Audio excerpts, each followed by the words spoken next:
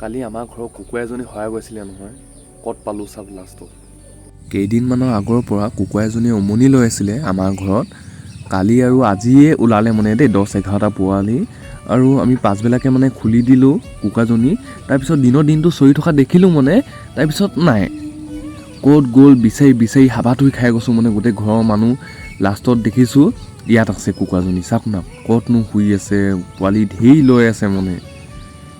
ইমান মৰমীয়াল কুকুৰাজনী হৈছে, আৰু এইজনী কুকুৰা ইমানেই খঙীয়াল হয় আৰু মৰমীয়ালো হয় মানে, যিমান খঙীয়াল হয় সিমান মৰমীয়াল হয়। এতিয়া মই পোৱালিকেইটা উঠাই দিছোঁ মানে, মাকে নহ'লে চিঞৰিছে বহুত।